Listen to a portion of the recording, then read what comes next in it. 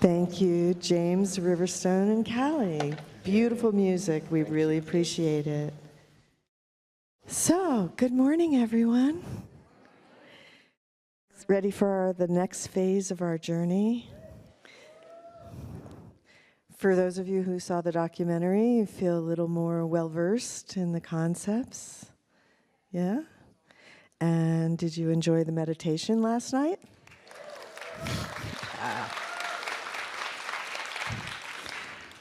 Nothing like Bashar on a dark, starry night, huh? And just being bathed in love like that, wasn't that something? It was just, I don't know if you all saw, but he was doing certain hand motions while this was going on. And I could just feel him just bathing everybody in this incredible energy. So nice blessing. Hope some of you had some interesting dreams last night. I did also want to let you all know about the upcoming events. In Los Angeles, at the end of this month, on the 22nd, 23rd, and 24th, Bashar is going to do a most amazing session, weekend session, and it's really about artificial intelligence in the future. And what I've found is that understanding artificial intelligence, it really does shift you in some very interesting ways. And even though that's been the stuff of science fiction, it's actually the next stage of our journey, understanding how to connect our minds, in a sense, with artificial intelligence. And our first go-round at this, to some degree, is through the internet. And eventually, I think Bashar said that that would mean one day we would be talking to our higher selves that way also. But you can do that through synchronicity anytime, too. You know that. So that's that weekend. He's doing the first session is on Epsilon. These are the three orbs that surround Essassani. And they're an artificial intelligence consciousness that balances the energy of the planets. Because one of the things that can happen on Earth is that as you get drawn down into lower and lower vibrational fields here, you can see how it alters people's consciousness. And the same thing is true for their planet, where that constant balance is coming from the artificial intelligence that surrounds them. And it's awesome that this solution, in a sense, has been found. So the second night is Eclipse, which is another of the orbs, and the third day, Sunday, is Epiphany. So it'll be a great journey, and I invite you to join us either in person in Los Angeles or via Ustream. And then we'll be in Las Vegas on November 4th, and Bashar is doing a session entitled Dare to Dream. And in this one, he's going to talk about the importance of taking action on your dreams in order to really be able to manifest the experience of it fully. And that's for sure true. And then on the 11th, we're going to be in Oakland, and that's actually Bashar's birthday, in a sense. And so he decided to entitle it Bashar's Birthday Gift, because he's giving a gift to us for his birthday, which sounds like a great idea. Bring it on. And he'll share a birthday present with us called The Circle of Self-Empowerment. And then in December, we'll be in Los Angeles again for a weekend. And on Friday, he's going to do a session entitled Window of Discovery, 2018 to 2020. So we're going to start getting a little bit of a peek into what's coming. That should be very interesting. That is on the 1st, 2nd, and 3rd of December.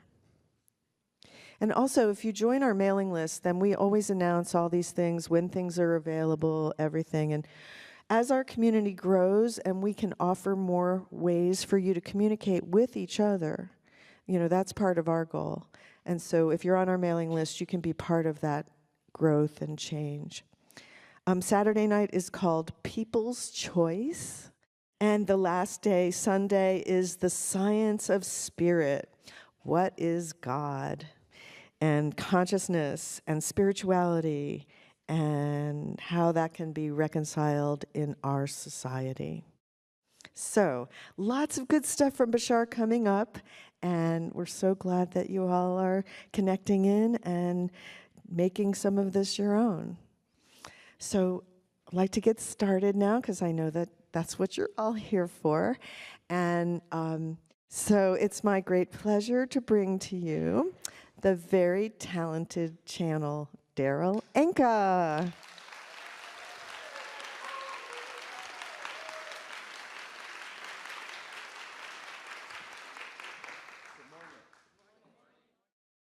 Okay, so anyway, again, thank you all so much for being here and going on this journey with us. And let's see what the next stage of our journey brings. Thank you for taking us on this way. Thank you. All right, guys, have fun, and I will see you later.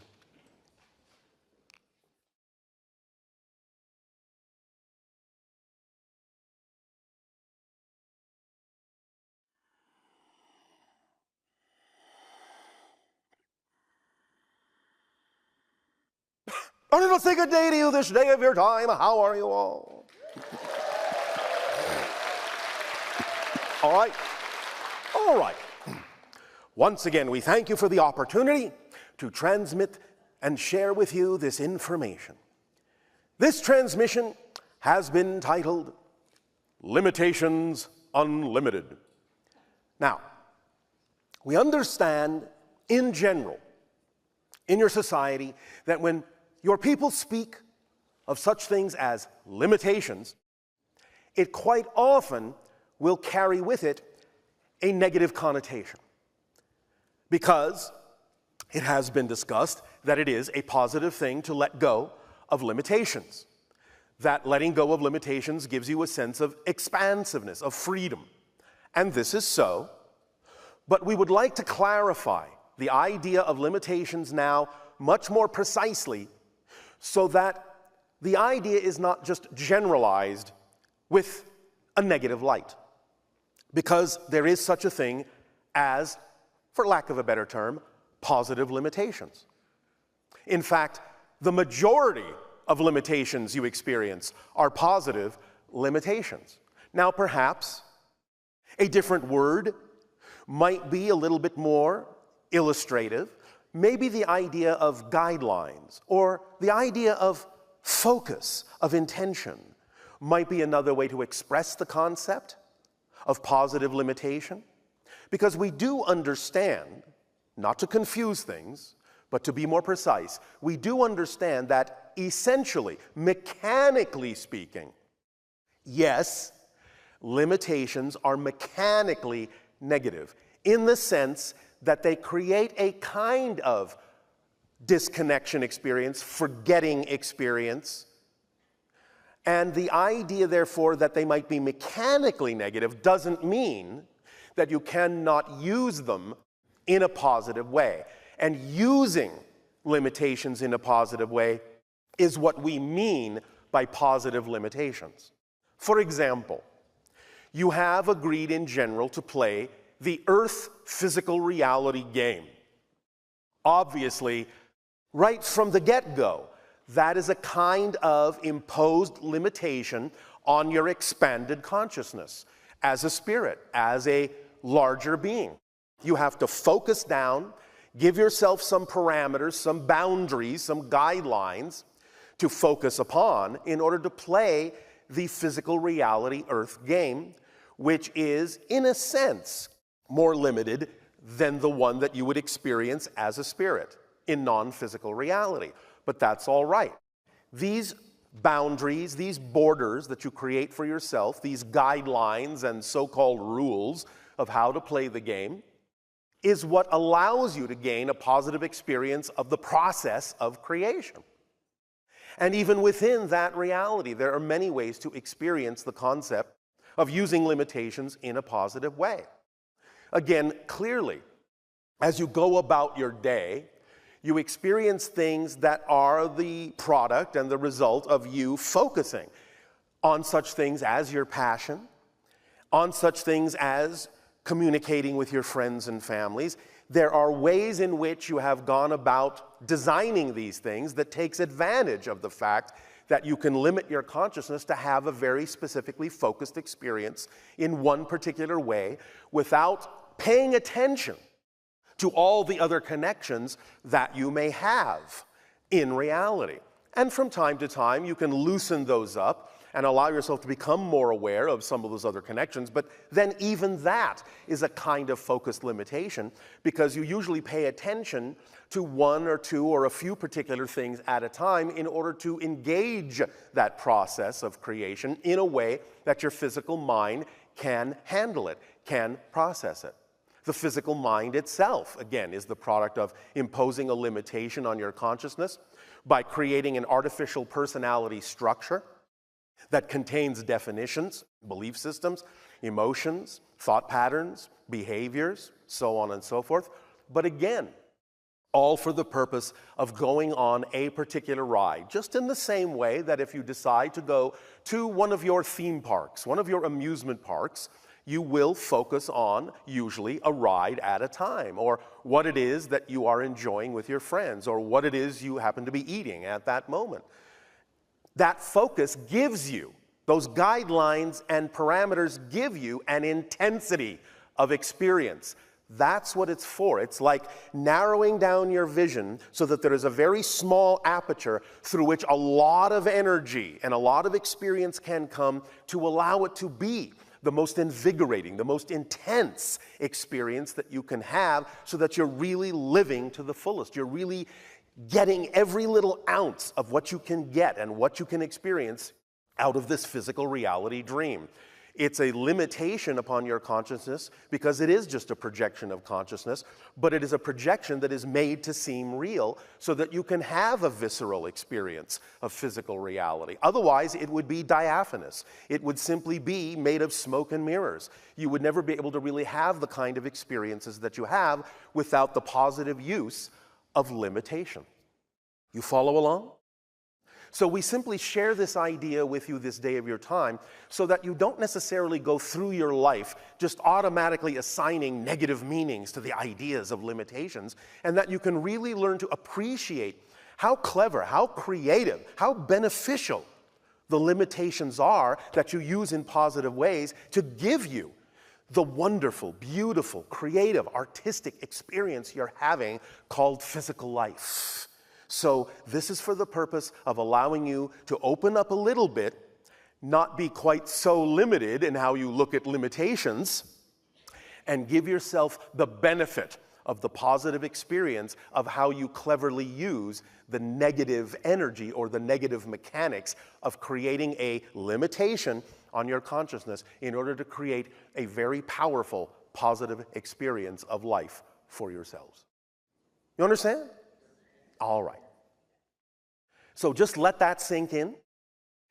Let the idea of how you focus on limitations just happen naturally. Again, synchronicity will serve you as to what you need to focus on at any given moment and what kind of rules or guidelines or parameters you need to pay attention to at any given moment. It's an adjustable, dynamically changing thing, always fluctuating in accordance to what you need at any given moment based on your vibration that you're giving off.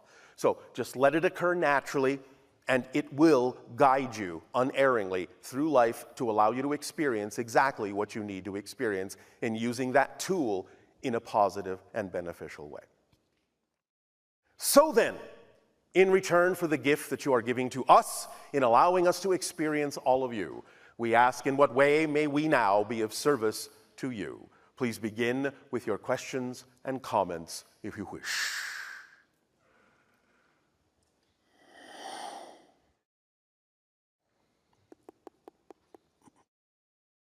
Good day, Bashar. And to you, good day. As always, a great honor to speak with you at this time. And you as well. And I have just a few questions.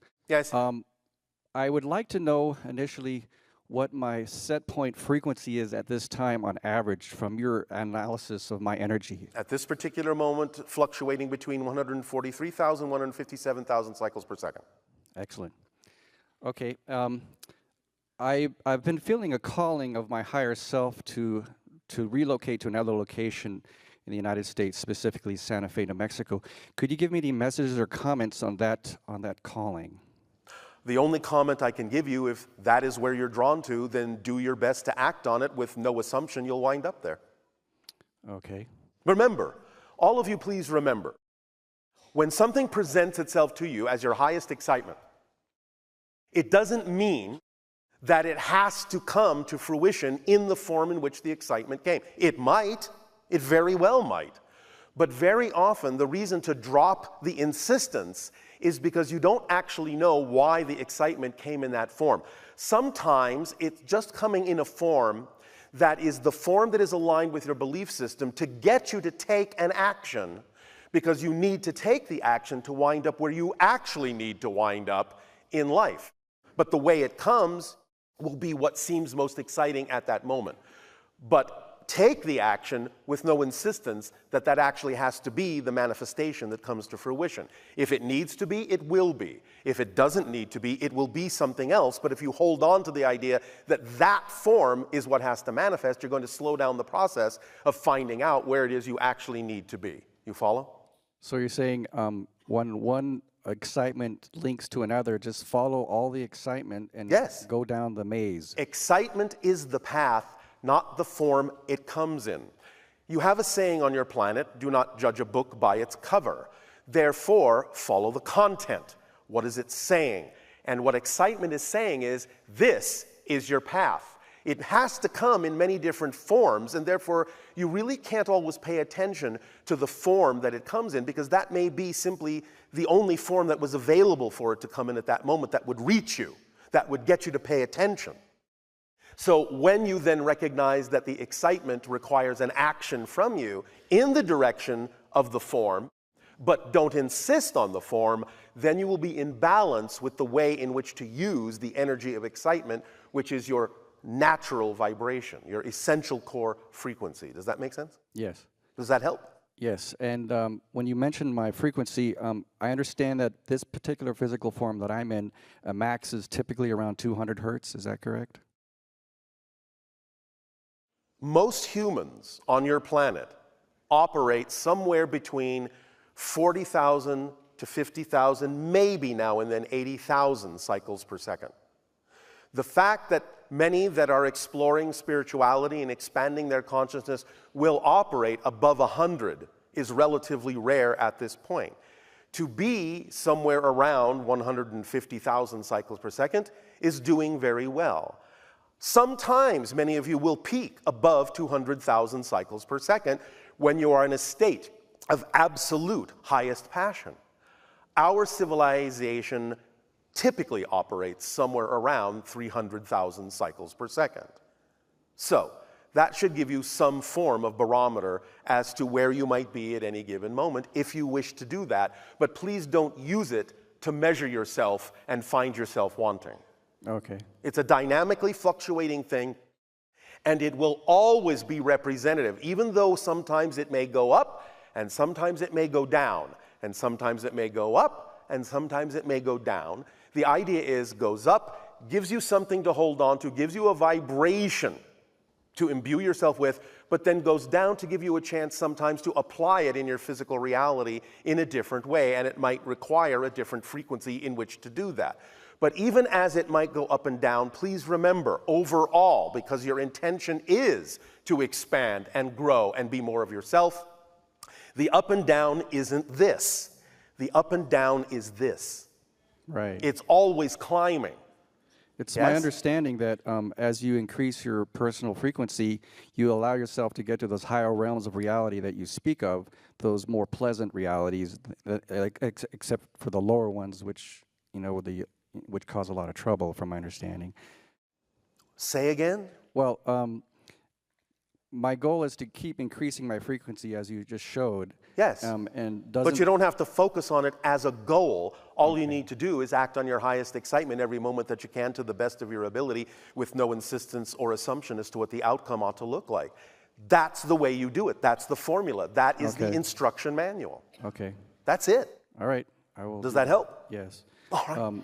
Thank you. 1 second question is, I'm interested in the situation with the coronal mass ejections of the sun and how it's acting up right now. Yes. Can you give any comments or highlights about any issues we should be concerned about in the near future, like the year, 1 or 2 years from now?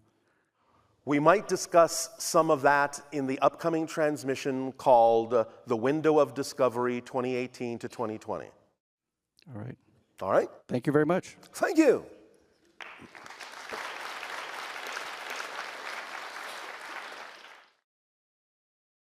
Good morning, Bashar. And a you good day. I have 2 questions. Yes. One relates back to what you said yesterday about the hurricanes in Florida. Yes. And you mentioned that the people there praying should not pray that they would move off course, that they would instead be off course, instead of wanting, having. Yes, by shifting themselves to a parallel reality where that's already happening. Because everything is happening in some reality somewhere. Therefore, if that's the preferred reality, by shifting your vibration as if that reality is truly real for you, you will experience what's happening in that reality. And if there is a reality where that particular weather phenomenon is somewhere else, then that will be the reality that someone experiences. Or even if they can still observe that it remains on its initial course, they will not be physiologically affected by it in any negative way. Do you have any technique that we can use to try and achieve that? It's not a technique. It's an understanding of how things work. Okay. You follow me? Let me put it to you this way. I'll give you an analogy we often use. You watch different programs on your television, yes? Yes. Now, you're watching one program, and now you decide, I really would prefer to watch a different program. What do? Grab the remote. What do? You change change the the station. But that's my question. How? No. No? Pay attention. Okay. Why do you change the station on your television to look at a different program? Because it'll please me more. Because what? It will please me. The new one will please me. No. You're missing the point.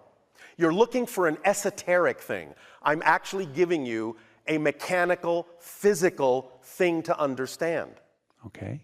When you want to watch a different program on your television, you change the channel. Yes. Yes? Yes, sir. You change the actual frequency.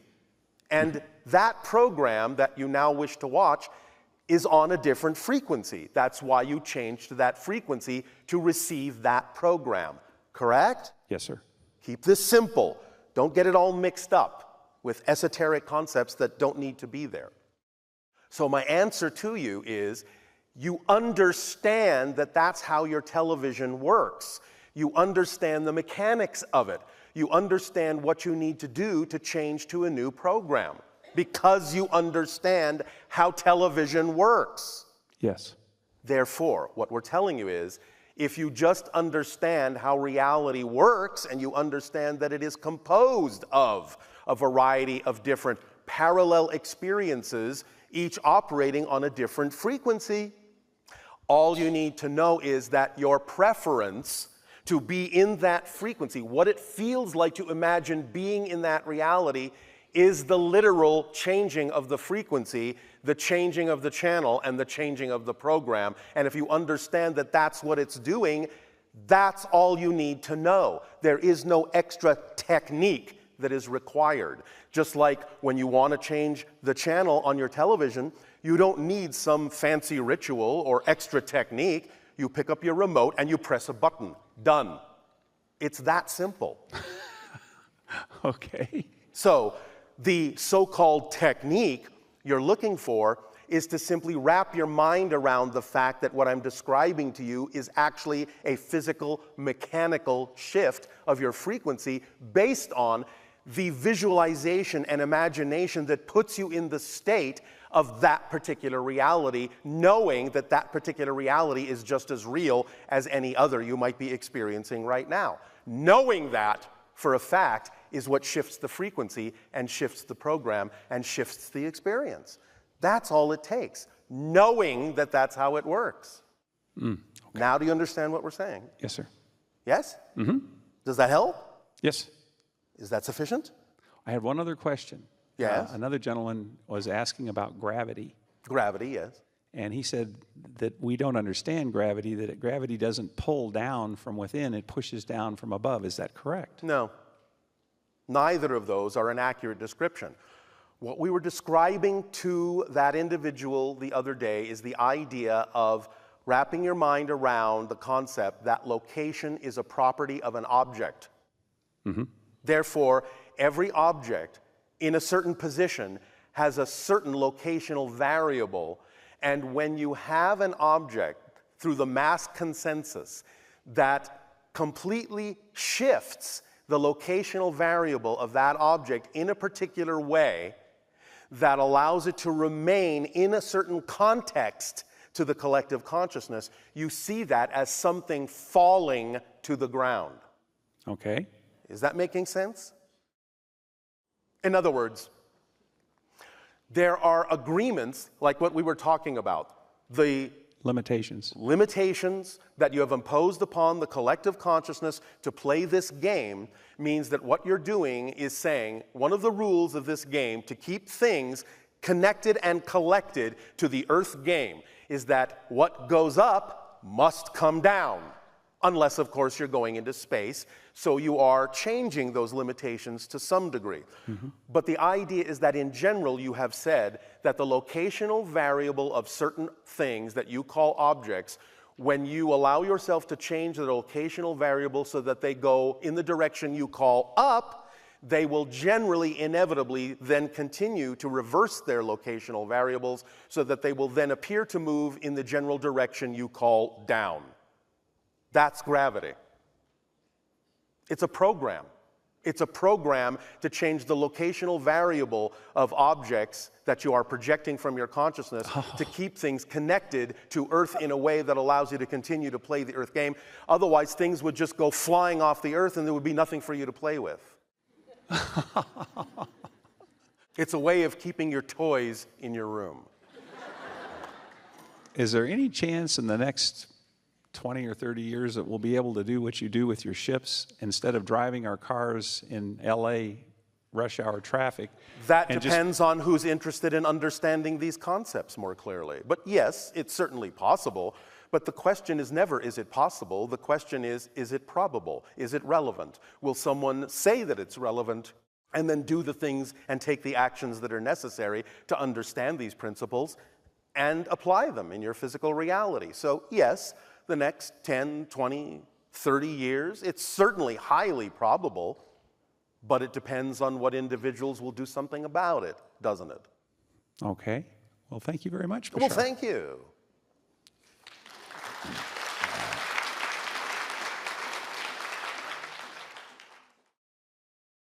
Hi, Bashar. And you good day. Bashar, long story short, I believe I've had communication with a Sasquatch person in my area where I live. All right. Beginning with a dream Yes. of a Sasquatch person with reddish-brown hair walking toward me on the trail where I walk, where I All live. right. How exciting. Can you validate this? Is this like the beginning of a type of communication? Well, I don't know if it's the beginning. Okay, but... It is certainly the beginning of your awareness of the communication. Oh, okay, yes, okay. Then I had this very synchronistic event happen. While walking, I learned that they like to build structures. So walking through the woods, I'm looking for a type of structure that might have been built by a Sasquatch. Yes. And I'm thinking with all of this tree breakage from bad weather and whatever, that I'm never going to be able to find one. So then, But don't you understand that if you are of a certain frequency in which it is relevant for you to find one, it doesn't matter what the environment looks like, you will find it. well, yes. So then a day or two later, while driving home, I'm like coming right up to my condo, which is pretty much in the woods, and I look to my left, and there's this teepee structure. Yes. Like 20 feet off the road. I was like, oh my God, it was like stunning. Yes. So that's what happened, correct? That here I had this Yes. thought that I'm never going to be able to see it, and there it was a day Yes. later. So there you go. Oh my God, it was so exciting. Oh, all right. Okay, then a month later, I'm walking through the woods, and it was very muddy, and now I'm seeing footprints, random barefoot footprints, and all different shapes and sizes, and they weren't that large. And some were actually kind of small, like children or juveniles. That's something else. Oh, really? There are many different kinds of woodland spirits and entities that most of you know nothing about because they're invisible to you most of the time. But they're becoming more visible to you because you're stretching your senses in that particular direction. And that's actually something that the Sasquatch beings can help you learn to do. Oh, wow, that's great. It's one of the things they can teach shamanistically, is to be more aware in your senses of other different kinds of forest spirits and woodland beings that are around you all the time, that exist in their own realm, but which most of you know nothing about until such time as there might be a happenstance when your frequency might just be on the right frequency to be able to perceive some of them. So you're gaining some insight, literally, into how to perceive those beings a little bit more clearly. Okay, if they weren't, what kind of beings would they be then if they weren't Sasquatch? Regular, or human looking with? Some of them can look that way, but many of them, not necessarily being exactly physical in the way that you are shapeshifters, and therefore they can take many different kinds of forms. You understand there are those that are called sylphs and silkies and pukas and Yes. all sorts of beings, but most of them have the ability to sort of shapeshift. Oh, okay. As I do walk through the woods, I do imagine all different beings that are, All right, living well, around. So keep up it the is- good work. Yeah, thank you. Next question. Back around 1975, I had 3 experiences which I used to call nightmares, where I woke up to the feel of a hand on my arm. Yes. And it was terrifying at the time. But can you tell me what this was? Oh, then when I finally discovered you, I used to think it was like an evil spirit back then because I didn't know any better. Yes, exactly. Well, yeah. But then when I discovered you, then the light bulb went off, and I thought, oh my God. Well, then it became evil aliens. Well, now I know the difference. All but, right. So can you tell me who that was? Like with You've the hand had on my arm? contact, and those are snippets of memories, usually toward the end of the contact, or maybe even of the beginning, but not necessarily of the middle, because many are made to forget in order so that the rate at which they remember on their own, as you're beginning to do, acts as a barometer to all of us as to when you're ready for more contact more consciously. Right, okay. Can you tell me who that was? Like what civilization? Some of it was from what you call the Greys. Oh. Some of it was some hybrid interaction. Okay. Some of it was something else that I'm not allowed to go into at this time. Oh, okay. Okay, I have one last question. We'll see about that. Well, someone who wishes to remain anonymous wants to know if his ship is bigger than yours, yes or no. Is this that kind of a contest?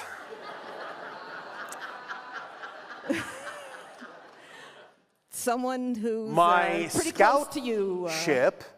my scout ship is about what you would call 30 to 40 feet on each side, triangular, in form. The exploratory ship is about 300 feet on a side, triangular, in form. The mothership I usually associate with, that goes by the name of Solar Wind, is 5 miles long as a cylinder. Is his bigger than that? Is it? Is it? He's shaking his head yes. All right. Then for now, he can win. All right, well, thank you very much, Bashar. I really appreciate everything. Have a good one.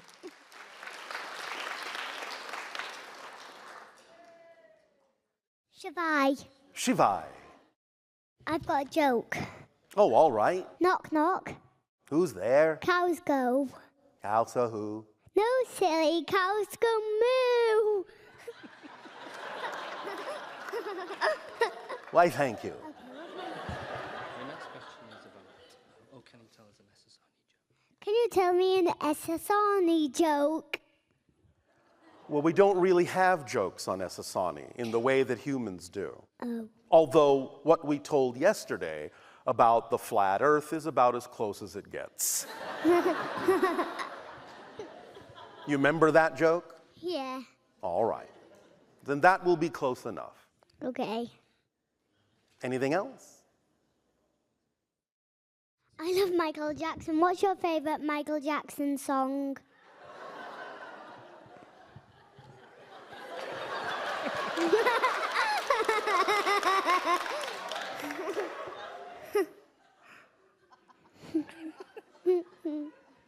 What is our favorite Michael Jackson song? Yeah. Thriller. But, yeah, I watch that sometimes. I watch Thriller sometimes. Yes, all right. So do we. What's my next one? Have you got a girlfriend? In a manner of speaking, sort of. Not in the way you understand these things, but What's her name? we don't have names. Bashar is not my name. It's just a title that means messenger. I know. I All know right. that. I know already. Therefore, she doesn't have a name. I've got one more question. Yes. Who is Cybo the Trickster? Who is Cybo? Cybo is a member of my society that is connected to the power of the transformational number 13. So that as a trickster, he is connected to the idea of change, transformation, and magic. Whoa. Whoa. It's a very powerful teacher in a very powerful way. Whoa. Would you like a visit from Cybo sometime? Yeah. All right. Yeah.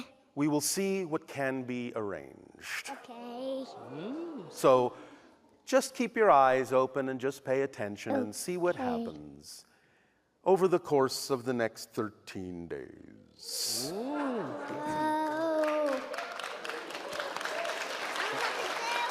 So you got a question for me? Have you got a question for me? Repeat. Have you got a question for me? A question for you. Yeah. Why are you so smart? I don't know. That is the smartest answer you could have given.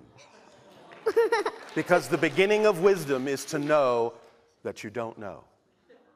I can see my hand in the screen. So thank you. What? Thank you. You're welcome. Are we done? Do you want to ask anything else? No. Do you want to know how to say thank you in our ancient language? Yeah. Aveo. Oveo. So, aveo. Picture of the Asasani. See, right here. He's drawn you a picture of the Asasani. Why, thank you. It's here. You may share that with the channel later so that we may snatch it from his mind. Anything else you want to say? No. Okay. I think we're done. Thank you. Aveo. Go on. Oveo.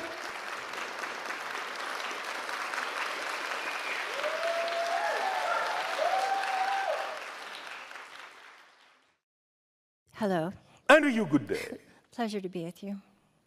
I have two questions. Speak up. Synchronicity brought me to you. Yes. I've been filming the Nibiru system of it for about the last 21 months. And I've had a signature mark, your crest, on many of these photographs. So I was wondering if there's any significance for me there.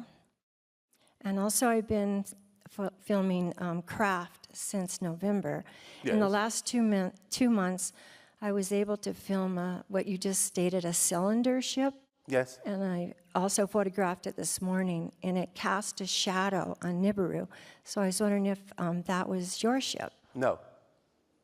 There are many, many such ships that are coming and going all the time. Yeah. There's a lot of traffic around you. Most of you don't see it, but when you tune your senses to it, you can. You're not as isolated as you think. You're actually right in the middle of a freeway, True. so to speak. And your family crest. I've been seeing it on many of my photographs. And when you had your, Well, how does it allow you to feel when you perceive it? I was very curious at first because I didn't know what it was. All right, but then where else can your curiosity take you? To you. And beyond, Where else in your life can it take you? How would you like to apply the curiosity in your life in ways that you might not necessarily be applying it right now? What else would you like to discover? What it means, and the purpose of how to use it. How do you wish to use it? I think for unveiling truth. Does it act as a permission slip to focus you in a certain way so that you feel it is allowing you to change your frequency to where you wish it to be? Definitely. Then that's how you use it. Okay. Like a Thank you. tuning fork, like a tuning device. Well, thank you very much. Well, you're very welcome.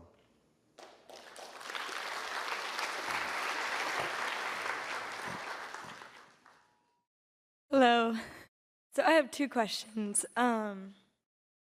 So I'm a school teacher, and I am wondering, as a Bashar, what do you find is the most vital thing to teach children at this time? 3 things. Number 1, it is very important to create, as a teacher, as a parent, an environment, a safe environment of simulations of circumstances that happen in the world, and allow children to make choices in those environments, in those simulations, that allows them to experience the consequences of their choices in a safe way, so that they can learn what the consequences of their choices would be when they go out into the world. Number 2, allowing children to have more interactivity in creating these environments, in actually being able to take action on things rather than just being downloaded with raw information, so that they can apply the information through interactive devices and interactive scenarios, playing things out for themselves in a variety of ways to test all the probable paths that could possibly occur in your reality. So again, they gain familiarity and understand what interaction and communication and self-reliance is all about, knowing that they are as self-empowered as they need to be in order to attract and manifest whatever they need in life without having to hurt themselves or anyone else in order to do so. Number 3, that the information that you believe it is important for them to learn be adapted to what excites them instead of dampening their excitement to the lesson. So in that sense, like asking them what excites them and then teaching that to the children. Teaching what they need to learn through that methodology of what excites them, so that they will be excited to learn that thing. And what sort of simulations are you referring to? This is up to your imagination. They can be as realistic as you wish them to be, or you can act them out in a variety of ways. But this is up to the imagination and inspiration of the teachers and the parents, so that you learn these things too. Got it. If you have to mock something up in order to create a realistic simulation, do so. Or take them somewhere safe where there is a more realistic representation of the idea of the environment that you wish them to learn something in, so they can interact with the real environment in a safe way by creating parameters that allow them to experience it in a safe way. Yes? Yes, I see. And my second question is, you speak a lot about preferences, and I'm wondering, as a human being, when one chooses to have no preferences. That's a preference, isn't it? Having no preferences is a preference. You can't get away from having a preference of something. Yeah, I guess that's true. I guess what I mean is like when you're totally just at complete peace and contentment with whatever. That's your happens. preference. When I talk Right. about acting on your passion and acting on your excitement, I don't mean you have to be jumping up and down and running around with your hair on fire. Being in a sense of balanced peace and meditation and solitude and quiet can be an expression of your excitement, and can be at that moment your preference of the way to express it. So in a sense, that's the same as having a dream, but that is just that person's unique dream to have no preferences and be in that. Repeat that. So the idea of like having a dream and having a vision for your life. That can be representative of a preference, But that's why we say if you follow the formula, you can't insist that it must look the way you've envisioned it, because you don't know if that's actually the way it needs to look to serve you best. You can use the visualization, you can use the dream as a symbol to represent the ideal reality, to get you into the state of excitement that is important, but then you have to drop the picture and not insist on it, because the higher mind might actually be able to bring you something even better than you imagined. So why limit yourself in that way? I see. You follow? Yes, Does that help? it does. Thank you. You're welcome.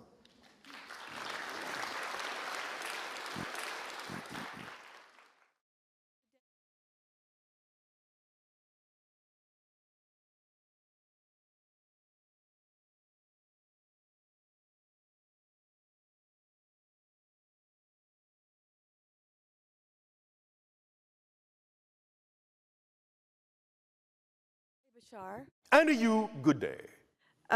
Some friends and I participated in the postcard campaign last year. All right. Did anything result from that? If you keep doing it, yes. It's not about stopping. It's about continuing to see how long you can keep it up. Yes? Oh, I thought it was like a 90-day campaign described. That's how it was described at the time. We understand. But just because we created the position that it only had to be 90 days, we wanted to see who would actually be excited enough to keep going. Ah, I see. So, if you're excited enough, keep going. Okay, thanks. Yes. Then you will understand that if you keep going, that will make a difference. I see. 90 days was a test run.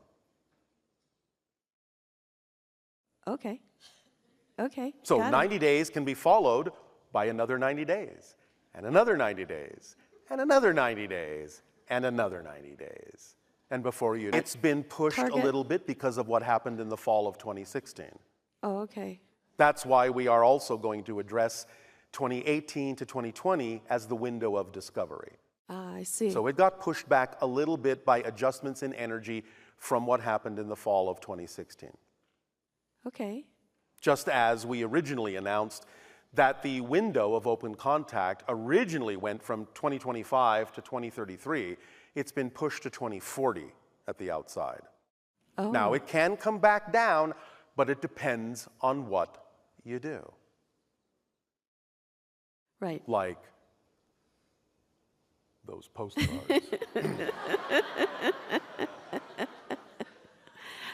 Okay. So let's put it this way. Every day you choose to do that, you reduce the window by a day. Yes? Oh. So now how often would you like to do it?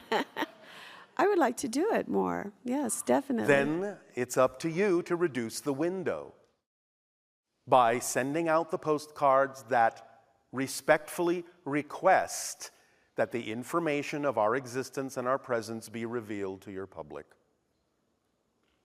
Disclosure. Yes? Okay. All right. Yes. Up to you. Yeah. As we said, it's in your hands. Clues abound. Okay. And lastly, lastly, you mean beyond the two questions you already asked that you said were the only two you were going to ask? yes. So now there's a third that's popped up. Yes, there is. Oh, all right.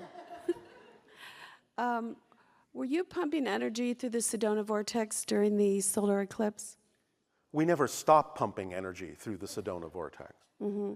And again, during the transmission, upcoming, actually called eclipse, we will explain about that energy in much more detail and how significant it actually is for what's going on in your world right now. Well, that's awesome. It is something that does have some awe, yes. We choose to see it as being full of awe, and therefore awful.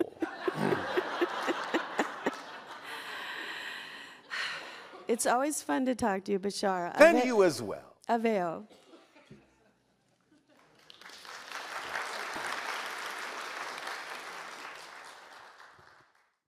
Hello, Bashar. And to you, good day. In 2013, I was visited by these 8-foot tall white light beings. Yes. And they told me or transferred information about diatomaceous earth. Yes. And the nature of its silica base. Yes. And that if I would start consuming this, that I would transform from a carbon-based being into a crystalline being. Well, yes, but don't take it too far.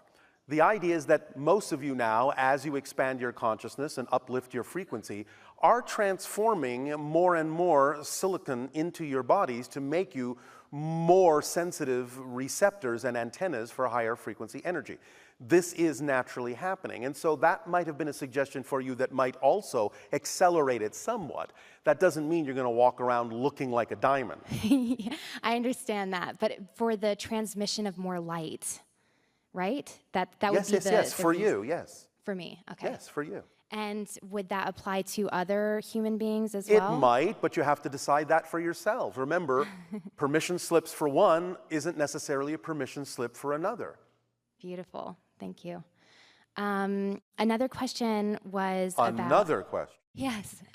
Was about sexual energy transfer. Yes. And do you transfer karmic loads or beliefs in that place? And what is the nature of sexual energy transfer? When you talk about the idea of transfer, understand it's not a transfer in the way that you typically use that word.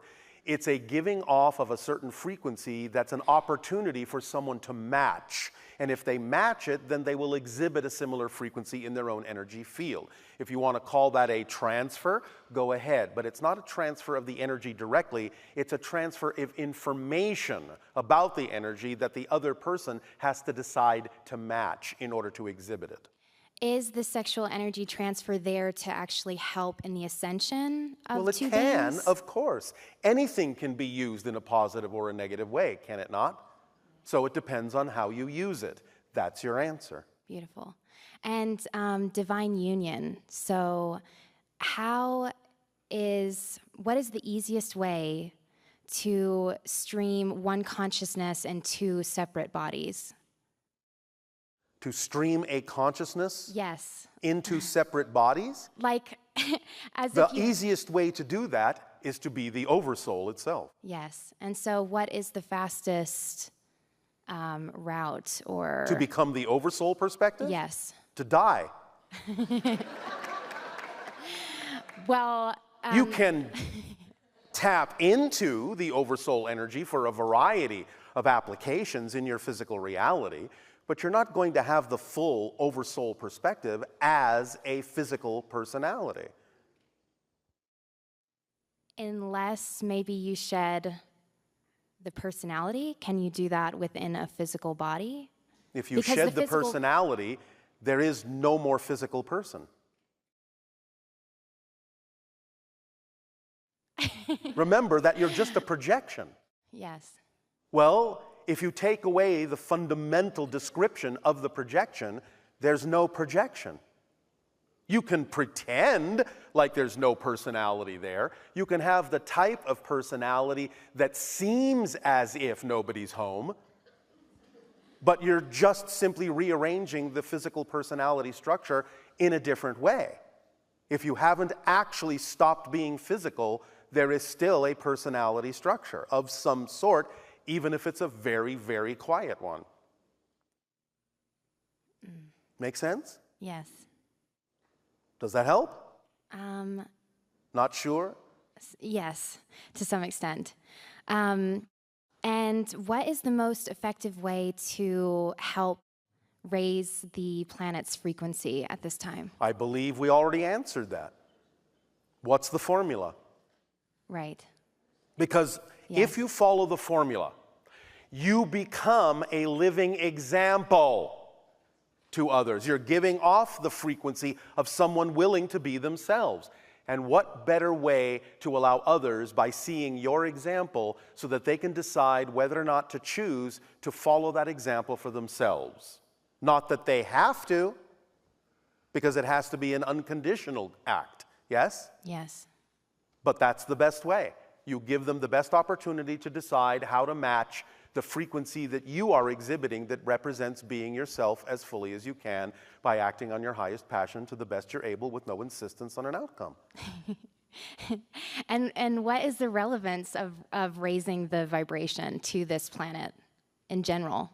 What is the relevance? Yes, like It's part of your evolutionary process in becoming the sixth hybrid race and elevating yourselves to a different perspective with a different series of experiences. right. It's how you grow as a being, as a consciousness. You are basically, by raising your frequency, capable of interacting with more and more and more reflections of yourself, because that's what all that is. It's the idea of interacting with all the reflections that there are simultaneously. But even then, it never ends. It never ends. There is always more to know. There is always more to experience. There is always more room to grow. Always. Does that help? Until eighth density, correct? Where we unfold into the black hole? It never ends. Even all that is can have more experiences. It can be all that is within a greater all that is. And a greater all that is, and a greater all that is, and a greater all that is, and a greater all that is. It never ends. Why? Because it never began. Time is subject to existence. Existence is not subject to time. Existence just is. Thank you. Does that help? Yes. Thank you.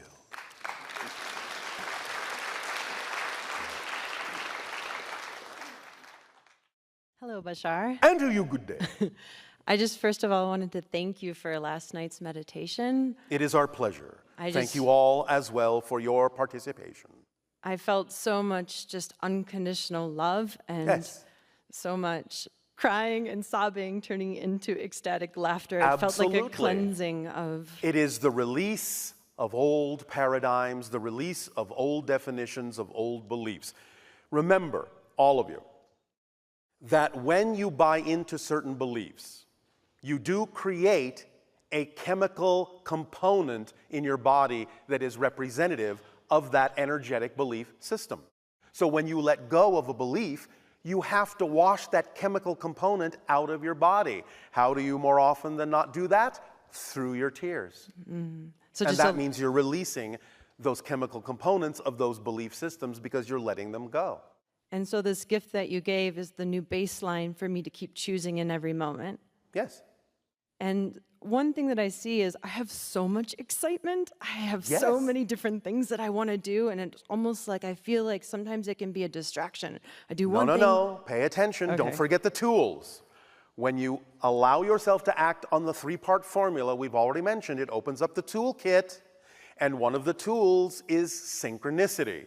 Synchronicity is the organizing principle.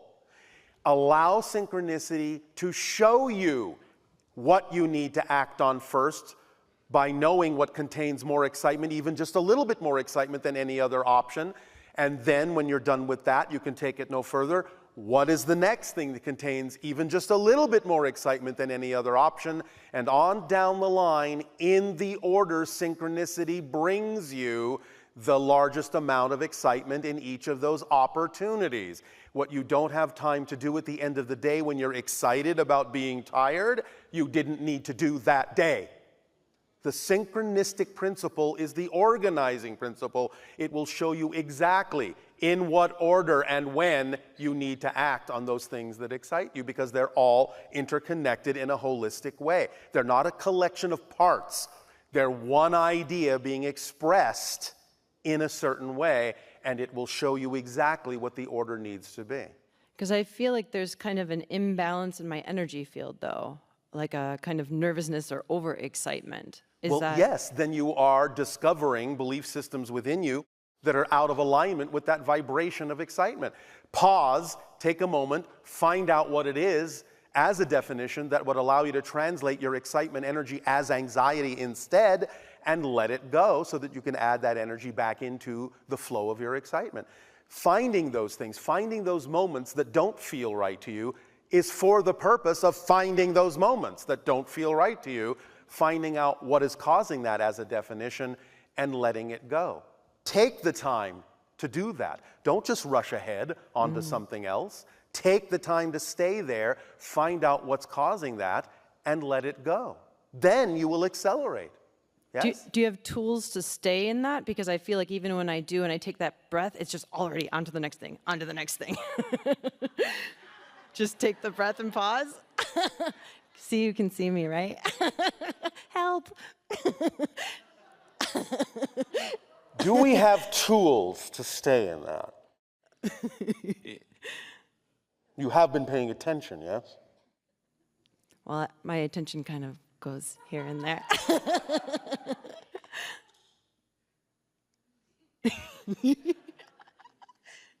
Are you paying attention now? Yes. When you begin to investigate what your definitions are, when you bring them into conscious light, when you recognize what the definition is, and it's a definition that is out of alignment with who you prefer to be, the definition will suddenly appear to be illogical and nonsensical. And as soon as it appears nonsensical, as soon as it makes no sense to you, it's gone. And when it automatically goes, you're already then automatically in the vibration you prefer to be in. Do you follow? Mm-hmm. If that vibration doesn't change, if your behavior doesn't change, you haven't found the definition, not the fundamental one. Keep searching.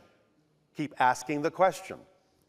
What would I have to believe is true about myself in this circumstance in order to feel, think, behave the way I am doing? Okay. Keep digging. Or, from the other side, use fear in a positive way. If I actually did choose to remain in my highest vibrational state, the state that I prefer, what am I afraid might happen? That will usually reveal the definition. The question you ask, how can you stay there, is answered very simply by understanding it's a choice. Don't give yourself any other choice. Don't give yourself a reason not to be there. And you will stay there. The only time any of you ever leave that vibration of your preferred choice is because you create a reason to do so. You don't automatically slip out of it. You choose to shift out of it. If you have chosen to shift out of it, that's the time to find out what the definition is you must be holding on to that actually results in shifting out of it, because you can't have a contradictory definitional energy. Some people on your planet say, well, yes, I am going to follow my highest excitement, but if I do that, what if something bad happens? That's not a definition of excitement. A definition of excitement cannot have a negative experience happening within it. So when you hear yourself saying, oh, well, I'm going to follow my excitement, but something bad might happen if I do, that should be your first clue that that's not actually a definition of your excitement. It's a different definition, it's a different reality, it's a different experience. Okay. Is this making some sense? Yeah, thank you so much. And also, one of the guidances that I got from them last night was to start doing one-on-one sessions. And I was wondering, like the mediumship and allowing this, the deeper wisdom to come from within, but how do I get out of the way more? By doing it for someone else. Because if you're just doing it for yourself, you don't have to go into any other particular state other than the state necessary for the download of information to just go to you. But if you're doing it for someone else, then they act literally as a grounding circuit, pulling the information through you so that you don't have to stop and wonder or think about what's coming through you, because you're simply giving them the opportunity to experience the information. And it has nothing to do with you. Do you understand? Okay. Does that help? Yeah. So do it for people asking questions. And that's what I did and I just did a new session trying to do it in this new way. Trying to or doing it? Yeah, exactly. Well, again... And I noticed that my mind was kind of in the way, so then just you take need some to deep take a breaths. moment to find out what definitions you're holding on to that are making you define the experience in a way that makes you feel like your mind is in the way. Okay. Yes? Yeah, thank you. It can be as richly complex as having to discover a number of interconnected and interlocking definitions and beliefs within you that are causing that particular experience to happen in your mind. Or it might be as simple as going, hey, mind, shut the hell up. Yeah. For a moment. For a moment. I'll get back to you, I promise. I'm not leaving you out. I'm not pushing you away. You have your place and I honor it. I absolutely value it. But this is not your job right now. So why don't you take a break? You could use one. Mm-hmm. How about being inventive enough to have those kinds of conversations and dialogues with your mind? Awesome. Do you have the imagination to do that? Oh, yeah. All right. And one last thing. I was wondering if you have any advice around the topic of sexuality. Not today. No. Okay. Thank you.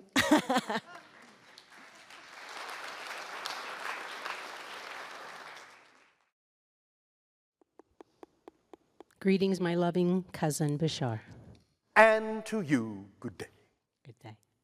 I follow my highest excitement by fostering felines, kittens and cats. Kittens and cats. Yes. Interdimensional visionaries. Yes. And they provide a very valuable benefit and gift by purring. Yes. And when I hold on to them and feel their purring, I don't want to let go. All right. And I greatly appreciate that. Yes. That gift from them. Yes. I enjoy being in a park or a forest. I feel that that is my family, the trees. Yes. And I was in a park within the forest here in Flagstaff, and I was guided to a certain area. And as I was standing there, I started noticing triangles. Yes. And I began drawing these triangles and noticing a connection between it. And as I was looking at that, I felt a network, a connection. Yes. And then after the session about natural, the transmission you offered recently regarding nature, yes, I felt that that was also connected to the underground and all of the giving of water and food. Well, yes, of course. As we described in that transmission, the mycelial network that exists underground in tree roots where they can actually touch each other underground, being in a sense, therefore, extensions of one large organism, and sharing food and information and water with each other underground where it is needed. That's the beginning of the understanding. But the seeing of the triangles is something deeper. You're actually being able to use that informational energy to see more deeply into the underlying structure of physical reality itself, which usually represents itself in your consciousness as a series of triangular or tetrahedral structures. Thank you. I appreciate. Yes. I'm very proud of myself for the communication that I receive from other vibrational frequencies. All right. And one thing I really, I love the way they play with me. In other words, my hand will wave at me, or my hand will wave at the moon. Yes. And I just wanted some more clarification on this connection. Like, for instance, last night in the meditation, my body was continuously moving.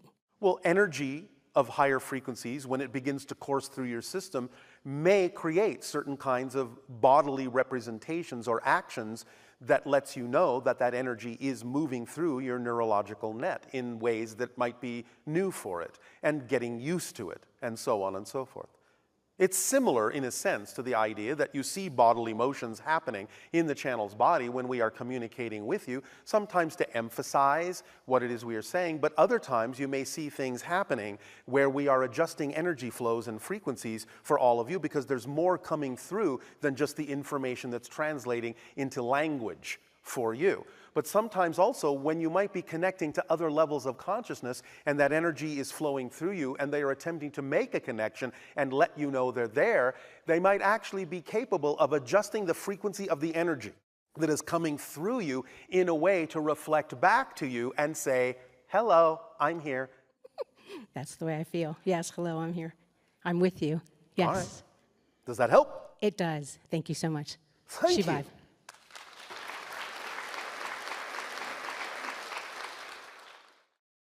Hello, Bashar. And a you good day. It's nice to be talking to you again. And you as well. Thank you. We've spoken in the past about the fact that I was working on creating a shadak. Yes. And I'm working with different stones, and as I explore their properties, Yes. I found that the ones that ring are ones that have quartz in them. Yes.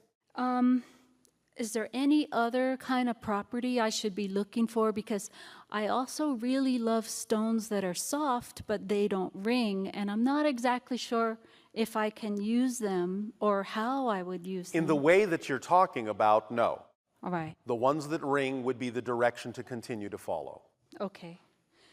I did have a slight idea, was that some of the ones that are hard enough to like be struck but they don't make a sound, if I could use them in a way to ring the other stones, would that have any effect?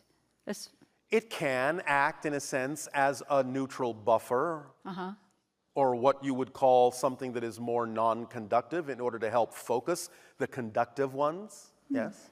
Okay, so there is some advantage to that. There can be. It depends on how you do it, yes. It's an art.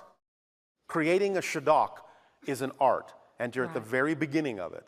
Yes. But it is an art, so you have to feel your way through it as much as you have to also understand the properties that you're working with. All right. Is there any way I can learn more about it, about creating the shadak? Is there any... Did you see the documentary? Yes, I've seen it 3 times. Do you remember the scene in which there is actually a representation of a shadak on our planet? Yes, I was very excited to see it. I recognized it immediately. And it is the scene in which the blue dragonflies fly over. That's right. That's not an accident. Okay. So understand the energy that is combined in that image. You may get some benefit by just focusing on that image without the dragonflies and then with the dragonflies.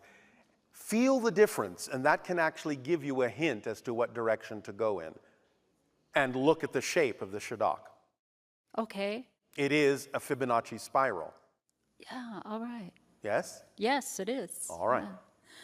Yeah. Have I ever, do I have like a connection with the people on this planet who did similar things, who created similar structures? Yes.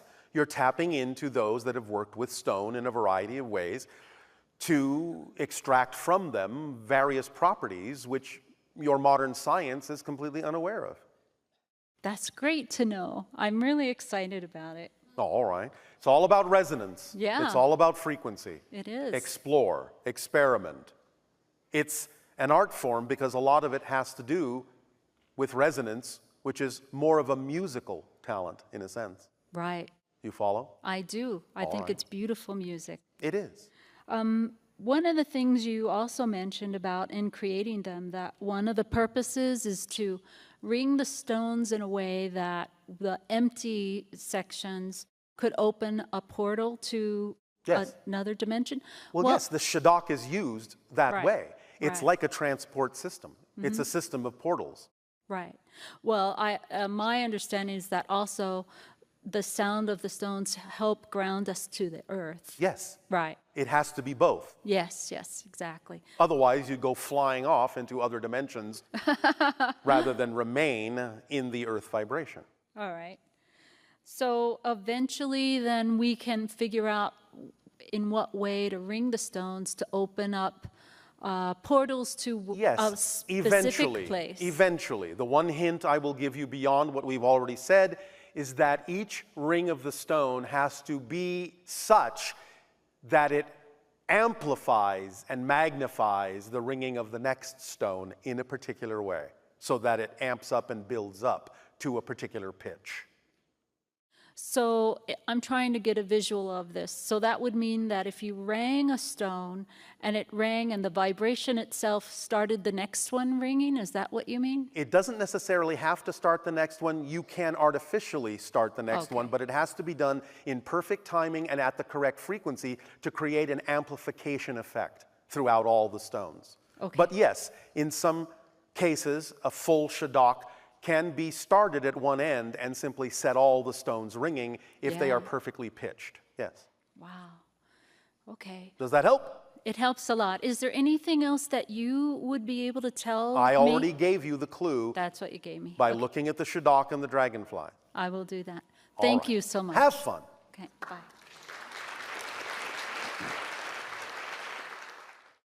Hello, Bashar. And you, good day. So we're actually here on our honeymoon. Just got married 2 weeks ago. Oh, So congratulations. thank you all for being a part of that. Thank you, Bashar, for being a part of that. Yes, yes, yes. Congratulations. Thank you. So I have 2 questions. Slow down. The first one. Slow down. Slow Nervous. down.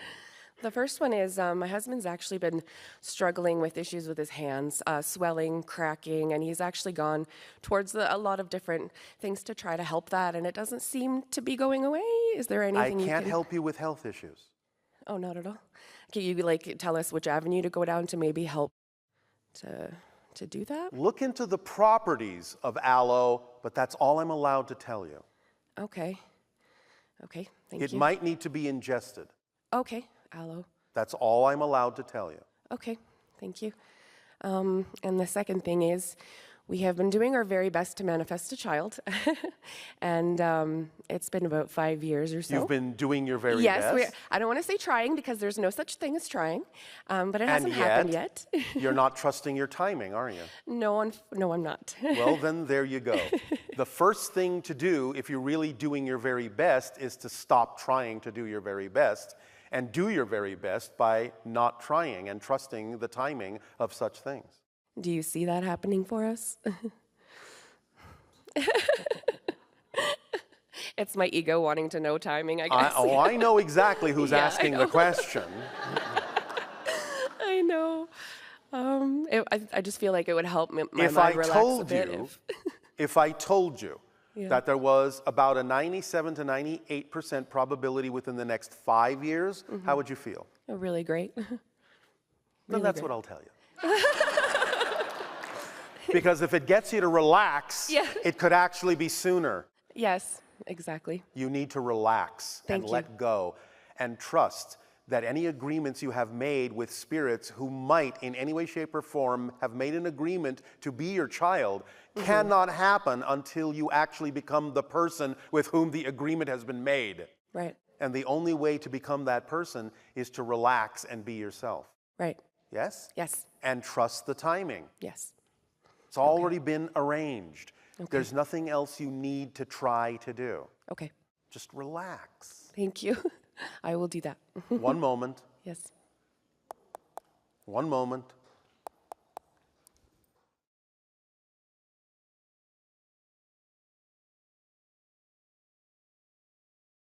All right, now this is to be taken with a little bit of a joking energy. But this is coming from someone else. All right? Okay. I'm passing a message along. Okay. If you had me now, you'd drive me crazy.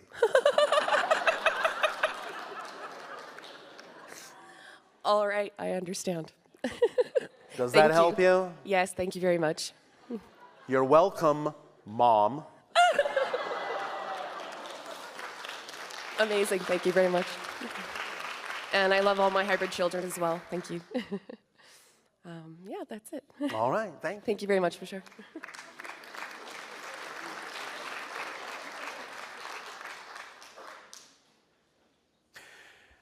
Yes, fellow classmates, I would love to introduce you to my mother. This is what I learned from her. Chill.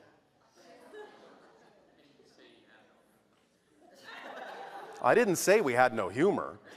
I said we didn't tell jokes. Although, I suppose, if we wanted to, the most likely joke on Essassani would be, two humans walk into a bar.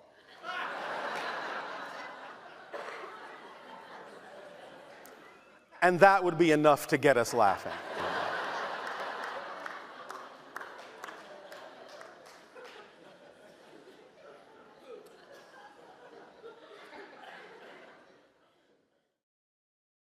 Hello, Tadeo. Hello, Nania.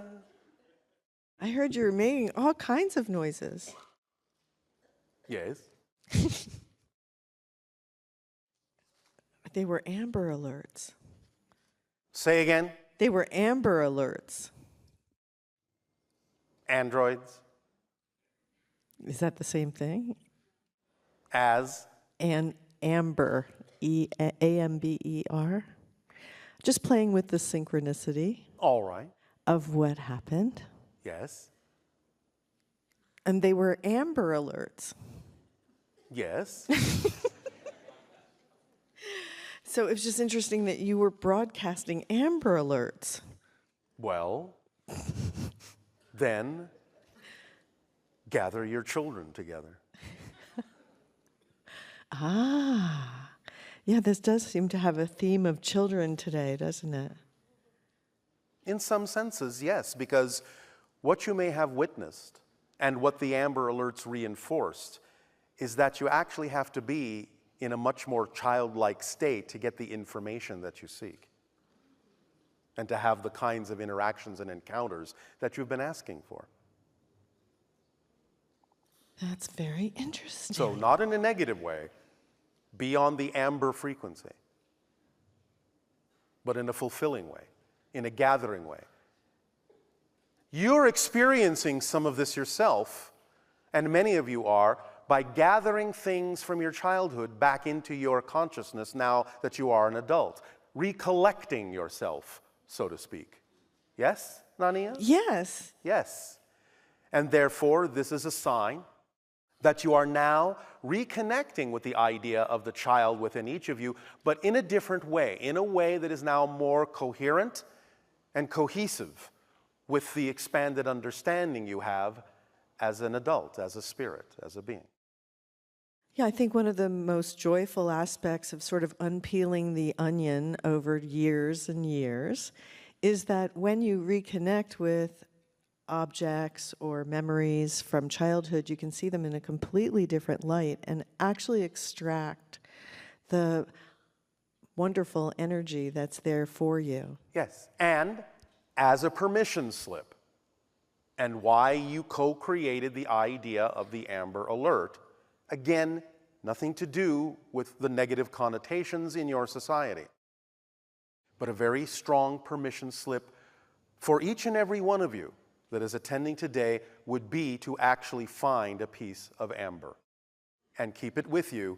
It will help you understand that warm, secure, golden, honey-like feeling of childhood that needs to be in your vibration to attract to you those things that will allow you to allow the child within you to live again in a new way.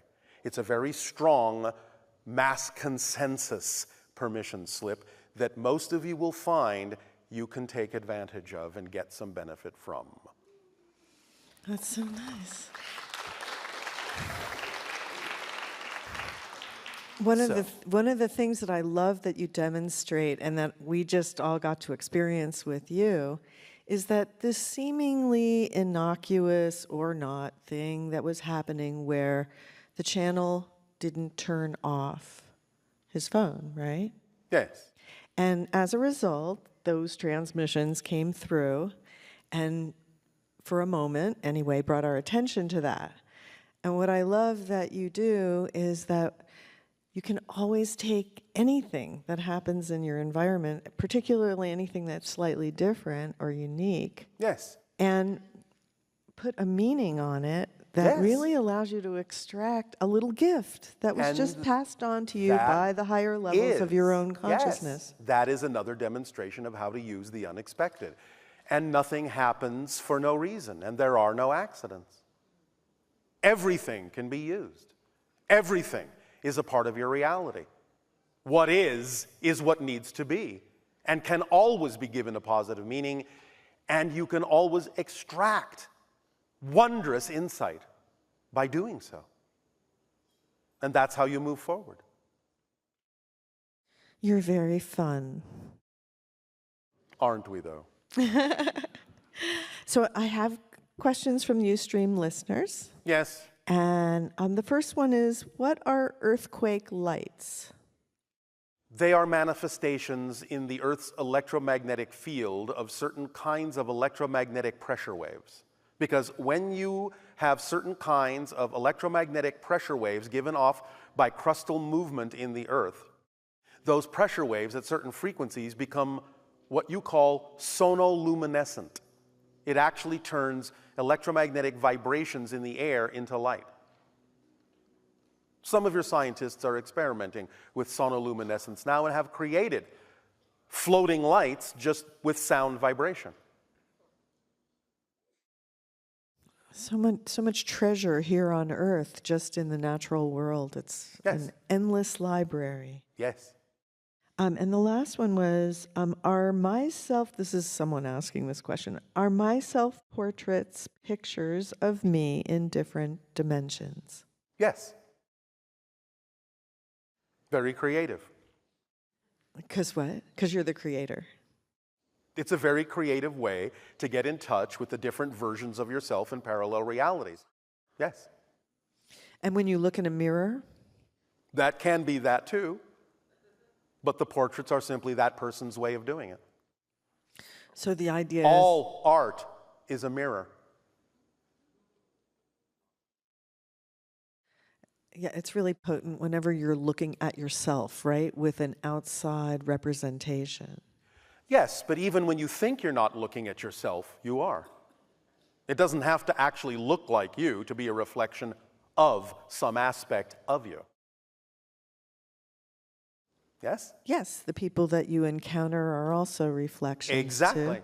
But the real challenge there is always knowing whether or not you're seeing a reflection of yourself one-to-one, or you're actually there to provide the other person with a reflection that allows them to shift to another vibration if they choose to. Well, that's the fun of having discernment. So Earth is such a big mystery school. It is. Mystery is fun. It is. And never ending. There are always new mysteries to solve. Always. Without end. Would you like to take your break and have your holotope now to crystallize these experiences in your lives? Perfect timing as always. Take a short break. We will resume this transmission with your holotope meditation.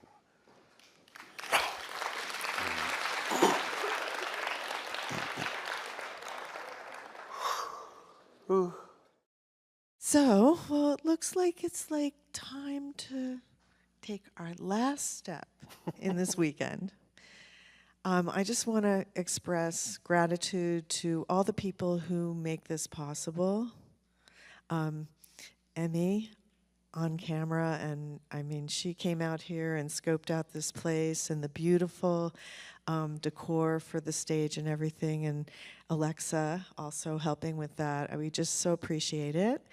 And Gary and Michael and Stephen, and God, if I forgot anyone, Diane, and we'd like lots to thank of all people. the staff and volunteers. Raven, yeah. So, and it really is. It's a lot of fun when we do these events. You know, everybody gets a great sense of teamwork and spirit, and we hope that you feel that spirit of love that comes from everybody that's providing help here at this event. So, thank you again so much for coming. And did you want to say something? No, just thank you all for making it such a wonderful experience for us, and we hope it was a wonderful experience for you.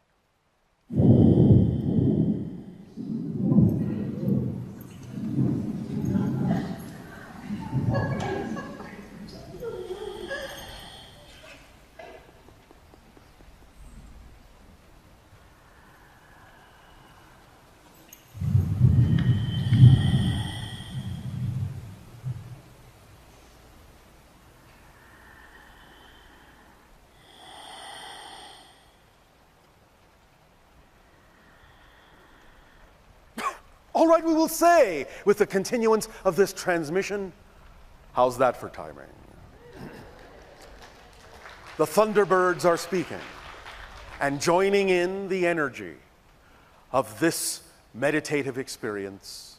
So we and they ask that you now allow yourselves to relax into the flow of the energy of the vortex of Sedona and the Thunderbirds who are joining us this day. All the thunder beings, all of the spirits, all those who inhabit this beautiful portal into unnamed, untold, and infinite dimensions. Allow yourselves to begin to relax, breathing easily and deeply. And as your music rises and your lights begin to shift, allow yourselves to gaze upon the center of the holotope before you, knowing that this is a mirror and a reflection of the multidimensional aspect of your true being. Take a moment to just let go. Let go.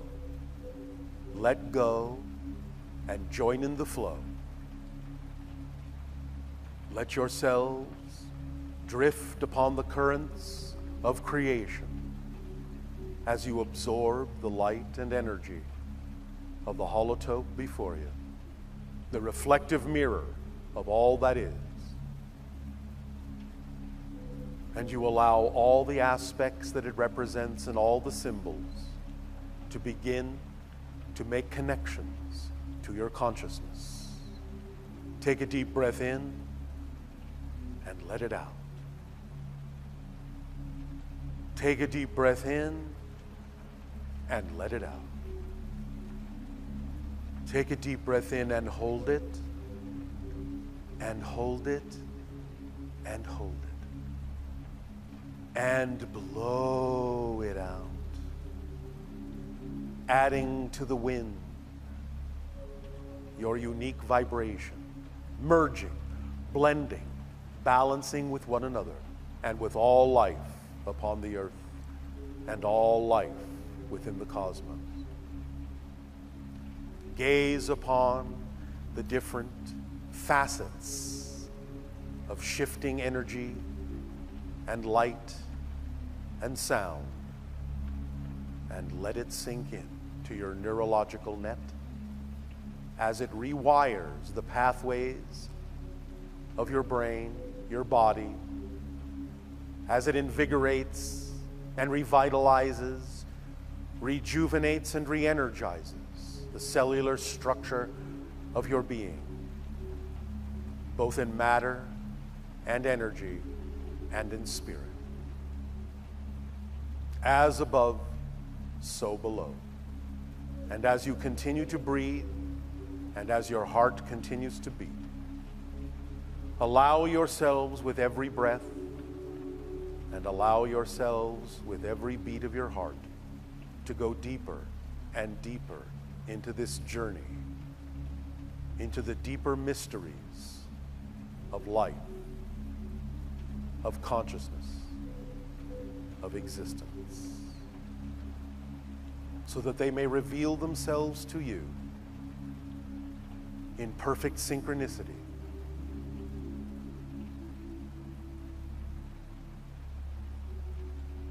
Allow yourselves to feel the flow of energy passing through you, surrounding you, immersing you, flowing through every part of your being. And allow yourselves to remember, when you find yourselves in any circumstance or situation, and you are uncertain of what to do, of how to be, or who you are,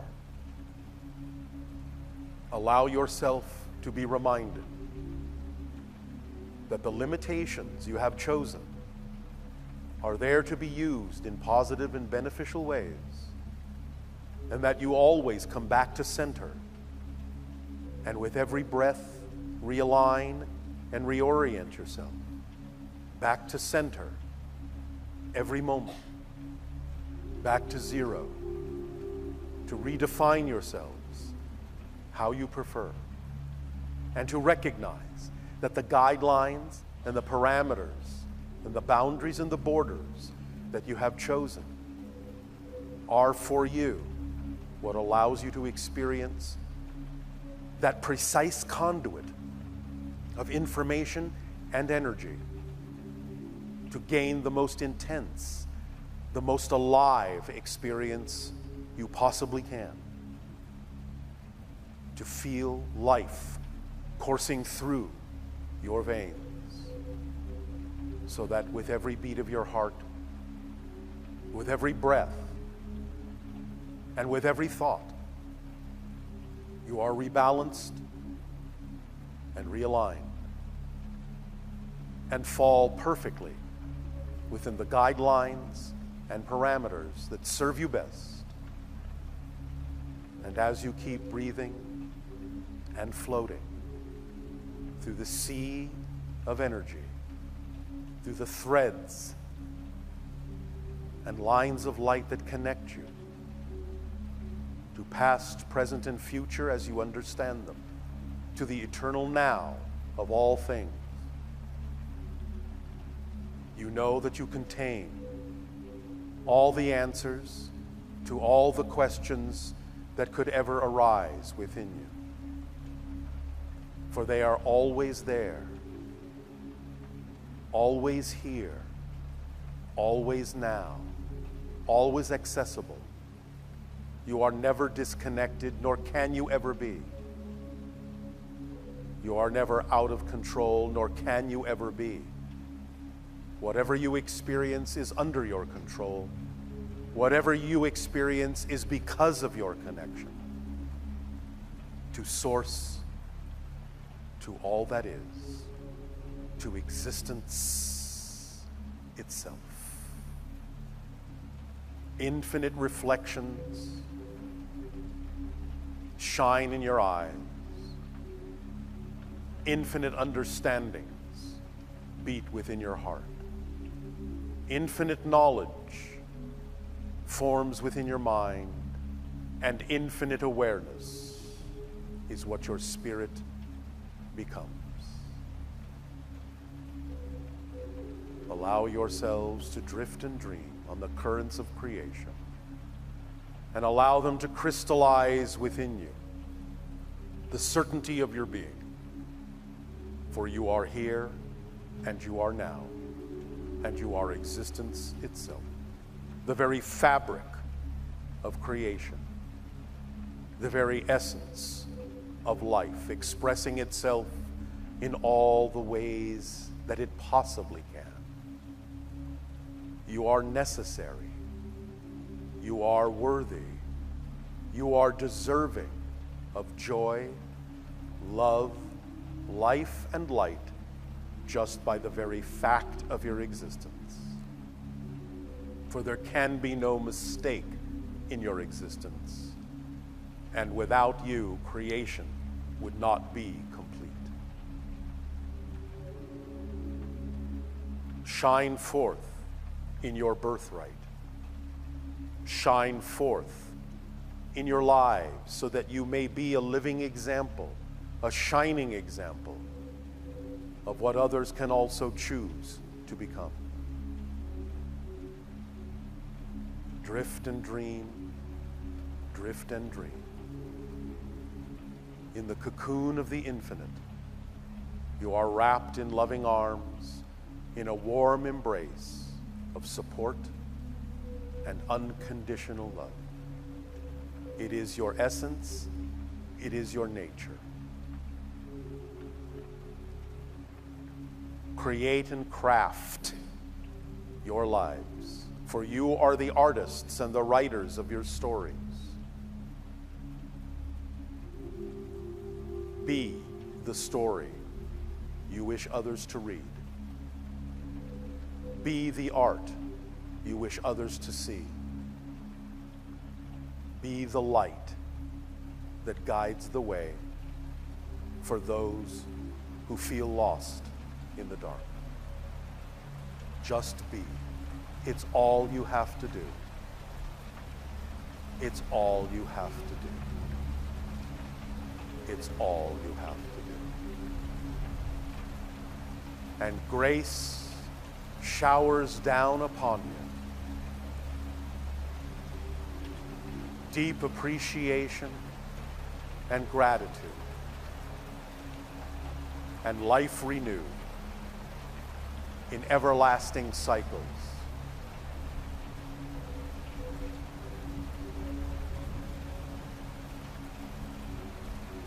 Breathe it in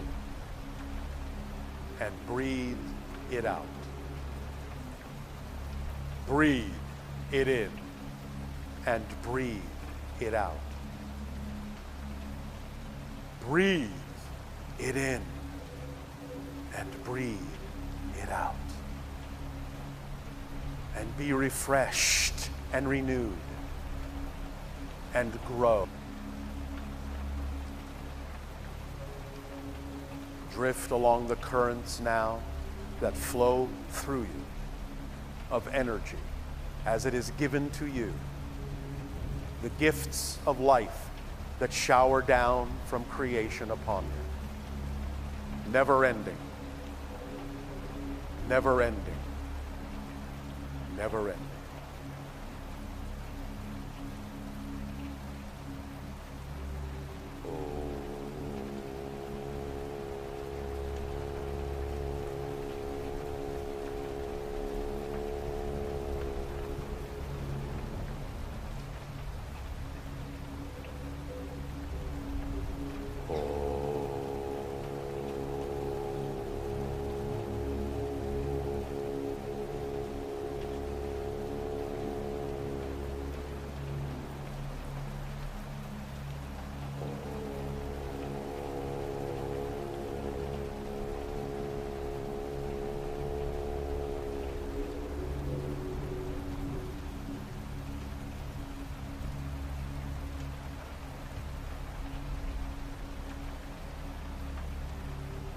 Are surrounded by spirit.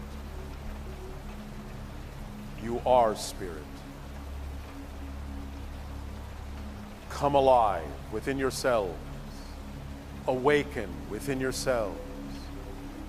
Shine forth from yourselves. Be the flame in the darkness and the crystal in light. Be the eyes of all that is. Sparkling with new possibility, infinite probability.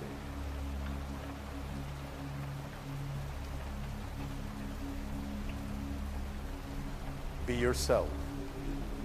There is no one else to be. It is for you the gift that has been given to be you. To be you. To be you. Allow yourselves now to simply bask in the energy, to float freely and dream, to drift and float along the currents of creation and crystallize all that you have experienced for yourselves within your hearts, your minds, your higher minds, your spirit, your soul. You are cradled within creation. Be the child born again, born anew, that sees life through new eyes.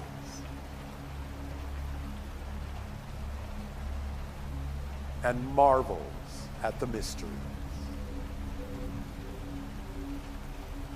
Drift and dream. Drift and dream. And awaken within yourself.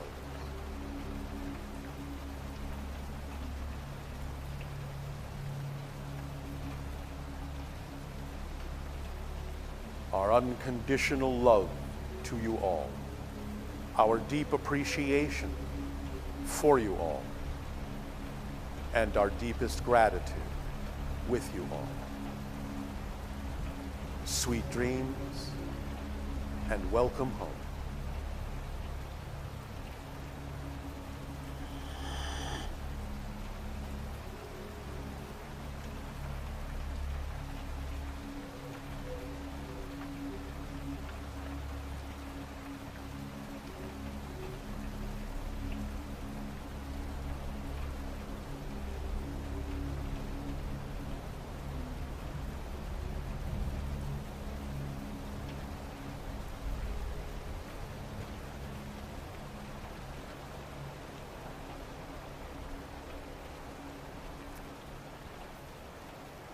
I want to thank you all again very much for being here this time.